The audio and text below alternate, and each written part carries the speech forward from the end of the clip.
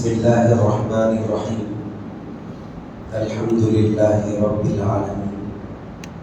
والصلاة والسلام والرحمة والبركات على سيد سادة إمام الأنبياء والمرسلين سيدنا وسندنا ونبينا ومولانا محمد إمام الأولين والآخرين وعلى آله الطيبين الطاهرين وصحابته الراشدين النيرين ومن والاهم وتبعهم وأحبهم بإحسان إلى يوم الدين أجمعين. أما بعد.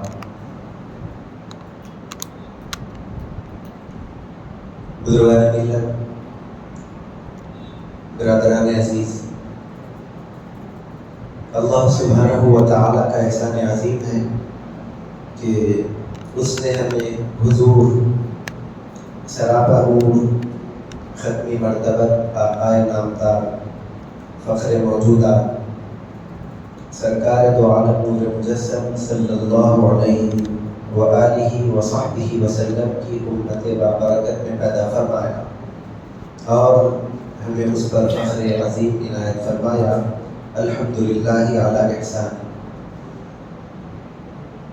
بزرگ اور دوستوں، درس حدیث شریف کی مجلس میں ہماری حاضری یہ بے انتہا ہمارے لیے سعادت اور برکت کی بات ہے. حدیث شریف کو سننا، سنانا اور اپنی زندگی کو اس پر عمل کا مشغلہ بنانا صرف حضور کی ایک بات کو پڑھنے پڑھانے، سننے سنانے کے برابر نہیں، بلکہ اللہ سبحانہ و تعالی حدیث شریف کی ایک مجلس میں ہماری شرکت کی برکت سے حضور اکرم صلی اللہ علیہ وسلم کی ایک حدیث شریف کو سننے کی، اس پر عمل کرنے کی اور اس کو یاد رکھتے ہوئے دوسروں تک پہنچانے کی جو ہم سے خدمت ہوگی، ساری زندگی اللہ تعالیٰ اس کی برکتیں ہمیں عطا فرمائے گا. اس سلسلے میں حضرت نبی کریم علیہ الصلاۃ والتسلیم کا ارشاد بابرکات ہے. جامع ترمذی شریف میں حدیث ہے، سنن ابو داؤد شریف میں حدیث ہے، سنن ابن ماجہ شریف میں حدیث ہے. حدیث شریف کے الفاظ کچھ ایک دوسری حدیث شریف کی کتاب میں مختلف بدلے ہیں، لیکن سب کا مفہوم یہی ہے. نبی اکرم صلی اللہ علیہ وسلم ارشاد فرماتے ہیں: نضر اللہ عبدا سمع منا شیئا فبلغه. دوسری روایتوں میں نضر اللہ امرأ کے الفاظ ہیں، نضر اللہ عبدا سمع منا حدیثا کے الفاظ ہیں، نضر اللہ عبدا سمع مقالتی کے الفاظ ہیں، فحفظها ورعاها وأداها إلى غیرہ. حضور ارشاد فرماتے ہیں کہ اللہ سبحانہ و تعالی اس شخص کو سرسبز اور شاداب رکھے جس نے میری کوئی بات کو سنا ہو، اس بات کو وہ یاد رکھا ہو، اسے اچھی طرح سمجھا ہو، اپنے ذہن میں جمائے رکھا ہو اور اسے دوسروں تک پہنچا دیا ہو. نبی کریم صلی اللہ علیہ وسلم اپنے اس مبارک ارشاد کے ذریعے اپنے امتیوں کو یہ پیام مسرت عطا فرما رہے ہیں، اپنی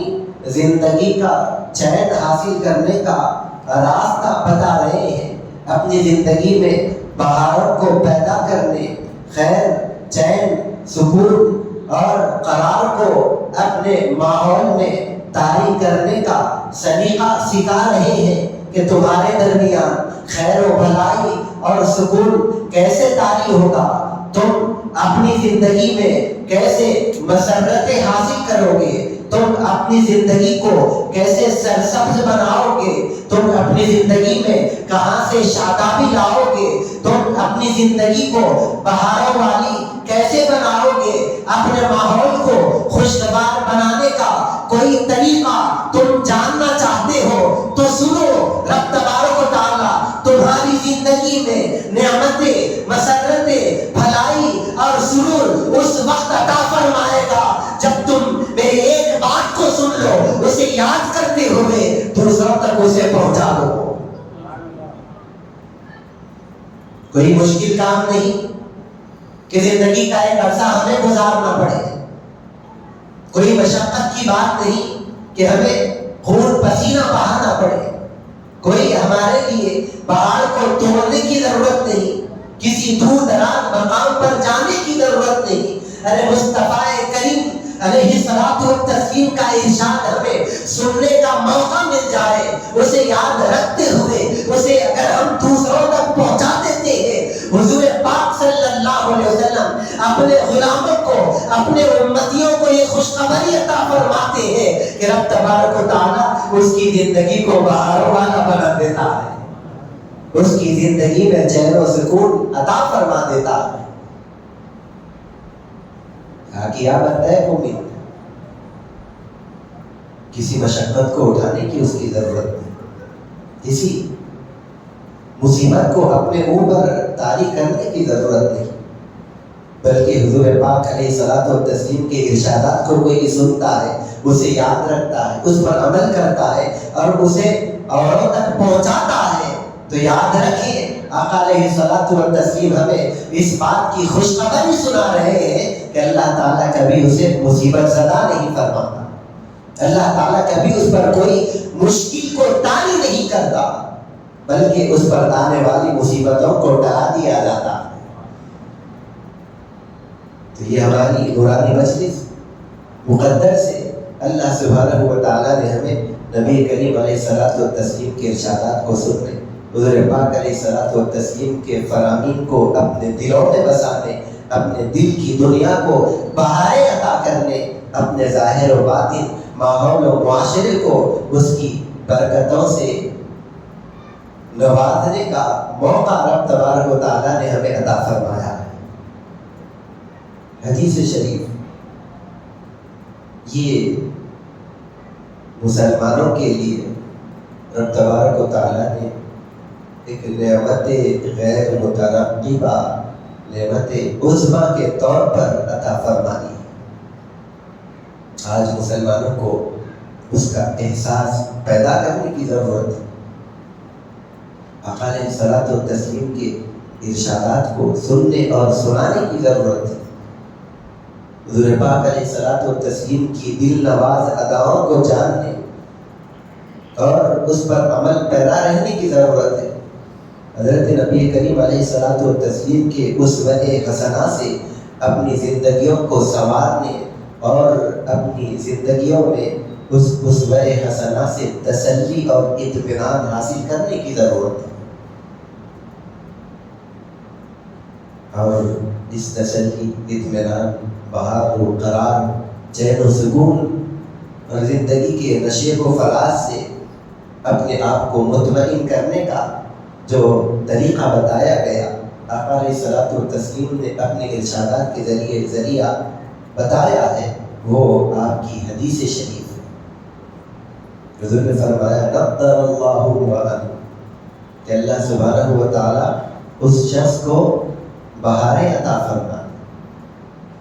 اس شخص کو سرسبز اور شاداب رکھے، اللہ سبحانہ و تعالیٰ اس شخص کی زندگی میں برکت عطا فرمائے۔ حضور نے جو دعا عطا فرمائی ہے، اس دعا کے الفاظ بھی بڑے جامع ہیں، اپنے اندر معنوی گہرائی رکھنے والے ہیں۔ وہ دعا میں حضور نے جس کلمے کو ذکر فرمایا وہ ہے نضر، نون، ضاد، را۔ عربی زبان میں اس کے معنی بہار کے آتے ہیں، بہجت کے آتے ہیں، رونق کے آتے ہیں، خوشگوار ماحول کے آتے ہیں. تو یہ رونق اللہ سبحانہ و تعالیٰ کسی بندے کو عطا فرماتا ہے تو وہ رونق کون سی چیز ہے؟ وہ رونق کیا ہے؟ کیا صرف اس کے چہرے کا چمکنا؟ کیا اس کے ظاہر کا سنوارا جانا ہے؟ یہ تو بات طے ہے، لیکن ڈکشنری اور لغت کے اعتبار سے اس کلمے کے جو معنی بتائے گئے ہیں وہ ظاہری رونق کے ساتھ اللہ کی جو نعمتیں بندے کو عطا کی جاتی ہے اس نعمت پر بھی اس نظارہ کا اطلاق ہوتا ہے. حضور نے دعا کے لیے ایک کریمہ ارشاد فرمایا. آقا علیہ الصلوۃ والتسلیم کے ارشادات کو سننے والے کے لیے جن بہاروں والی اور رونق والی زندگی کے عطا کیے جانے کا حضور نے ارشاد فرمایا ہے وہ ایسا جامع ارشاد ہے، اپنے اندر معنوی ایسی گہرائی کو رکھنے والا ہے کہ ہم اس کا ترجمہ، اس کی برکتوں کو زندگی بھر محسوس کرتے رہے. وہ نعمتیں، اس حدیث شریف کی برکتیں ختم نہیں ہوتی، لیکن وہ برکتیں بندے کو زندگی بھر کی نعمتیں کیسے حاصل ہو رہی ہے. اس کے لیے 1 سال کا کورس کرنے کی ضرورت نہیں، اس کے لیے کوئی اور ہمیں چلا کاٹنے کی ضرورت نہیں. حدیث شریف کو عقیدتوں کے ساتھ سننا، اس پر تیار دینا، اسے یاد رکھنا اور اسے عمل کرتے ہوئے اوروں تک اس پیام رسالت مآب صلی اللہ علیہ وسلم کو پہنچا دینا، یہ اپنی زندگی بھر کی پریشانیوں، مصیبتوں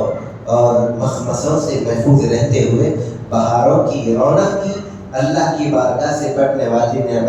نعمت کی زندگی گزارنے کے برابر. حدیث شریف تو ایسے مبارک درس کا ہم نے آغاز کیا ہے. قابل مبارکباد ہے برادر مکرم محترم رفیق احمد زبیر صاحب حفظہ اللہ تعالی، جو تقریباً 11 سالوں سے ایک مشن لوگوں کے درمیان اصلاح فکر اور اصلاح اعمال، اصلاح عقیدہ اور اصلاح زندگی کا لیے ہوئے بڑی استقامت کے ساتھ وہ اپنے کام کو، اپنی کوششوں کو پیش کر رہے ہیں، اور اسی کا یہ سنہرا موقع، اسی کی یہ زرین کڑی ہے جس کو انہوں نے درس حدیث شریف کے عنوان سے آغاز کیا. اس سلسلے میں 2-3 سال سے مشورہ ہو رہا تھا کہ ہمارے ان پروگرامز اور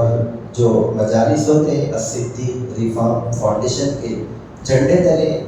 کہ اس کو اور پائیدار عملی جامہ پہناتے ہوئے لوگوں کو ایک ٹھوس اور مضبوط پیغام ہم کس طرح دیں. سیرت طیبہ کے دروس کے ذریعے، حضور پاک علیہ الصلوۃ والتسلیم کی ارشادات کے ذریعے. بہرحال وہ جو مشورے اب تک چلے آ رہے تھے، آج کی یہ مجلس ہماری الحمدللہ اس کی عملی ایک چمکتی ہوئی تصویر. حدیث شریف کا اس کے درس کا ہم آغاز کر رہے ہیں، تو ابتدا میں 2 باتیں ہمیں جاننے کی ضرورت ہے. ایک، حدیث شریف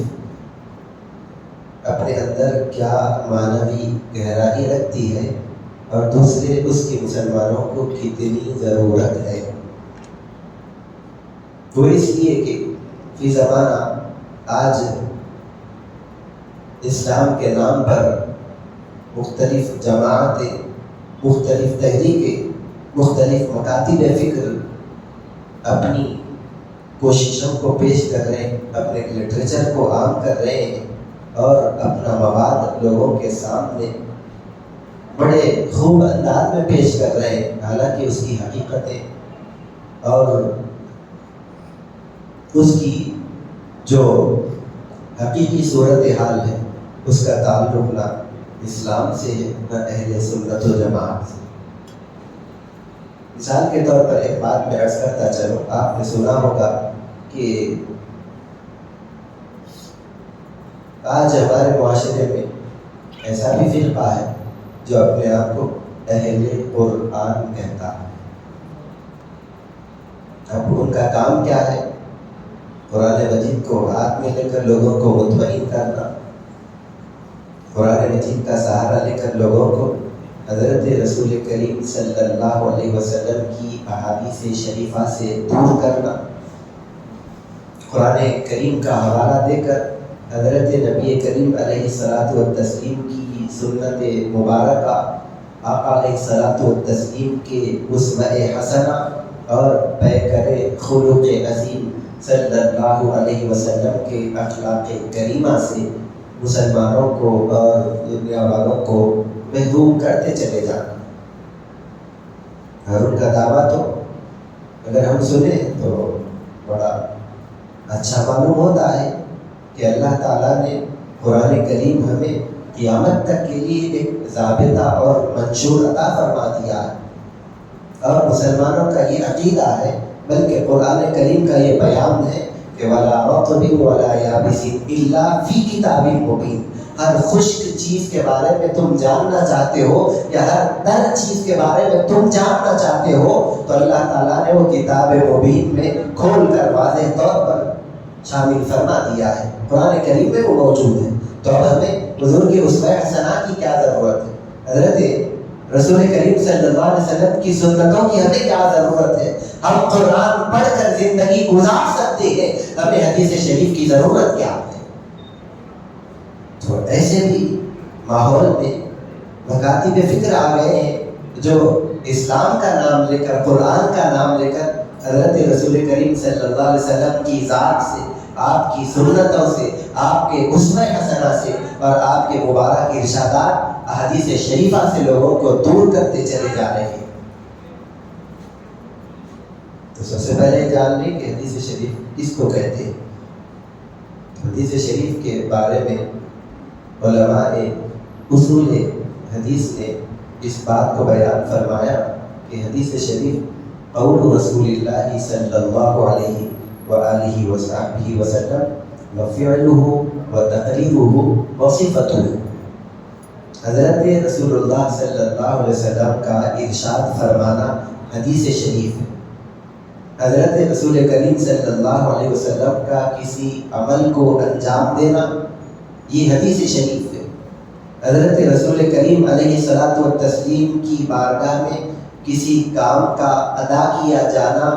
اور اس کام کے ادا کیے جانے پر حضور پاک علیہ الصلاۃ والتسلیم کا اس کام کو منع نہیں فرمانا، نہیں روکنا، یہ حدیث شریف ہے۔ اس کے ساتھ ساتھ چوتھی چیز جو خاص طور پر بتائی جاتی ہے کہ حضرت رسول کریم علیہ الصلاۃ والتسلیم کے جمال جہاں آرا کا بیان، حضرت رسول کریم علیہ الصلاۃ والتسلیم کے رخ زیبا کا بیان، حضرت رسول کریم علیہ الصلاۃ والتسلیم کی سیرت طیبہ کا بیان، حضرت رسول کریم علیہ الصلاۃ والتسلیم کے شمائل مبارکہ کا بیان، ان چیزوں کو جاننا، ان سے واقفیت رکھنا اور حضور کی زندگی سے تعلق رکھنے والے احوال اور صفات، حضور پاک علیہ الصلاۃ والتسلیم کی تمام تر خوبیاں حدیث شریف کی تعریف میں شامل ہیں۔ حدیث شریف کا صرف یہ مطلب نہیں کہ حضور پاک علیہ الصلاۃ والتسلیم نے جو فرمایا صرف وہی حدیث، بلکہ علماء نے حدیث شریف کے مفہوم کو اس طور پر وسعت دی ہے کہ حضور کا ارشاد بھی حدیث ہے، حضور کا عمل بھی حدیث ہے، حضور کی خدمت میں کسی کام کے کیے جانے کے بعد حضور کا منع نہ فرمانا بلکہ خاموش رہنا یہ بھی حدیث ہے، اور حضور پاک علیہ الصلاۃ والتسلیم کے پاکیزہ صفات، حضور کی خوبیاں، حضور کی سیرت طیبہ اور اسوہ حسنہ سے تعلق رکھنے والی ہر چیز حدیث شریف میں شامل ہے۔ یہ ایک حدیث شریف کا واضح مفہوم۔ اب اس کے بعد ایک علمی بات حدیث شریف کے حوالے سے کہ حدیث شریف کی کتابیں ہم پڑھتے ہیں، جیسے صحیح ستہ ہے، صحیح بخاری شریف، صحیح مسلم شریف، سنن ابو داؤد شریف، جامع ترمذی شریف، سنن نسائی شریف، سنن ابن ماجہ شریف۔ قرآن کریم کے بعد سب سے صحیح 6 کتابیں صحیح ستہ، یا اس کے علاوہ بھی احادیث شریفہ کی معتبر کتابیں جن میں صحیح سند کے ساتھ حضور پاک علیہ الصلوۃ والتسلیم کے ارشادات بابرکات اور احادیث شریفہ موجود ہیں، دنیا میں بیسوں کی تعداد میں موجود ہے۔ تو اس میں حدیث شریف کے لیے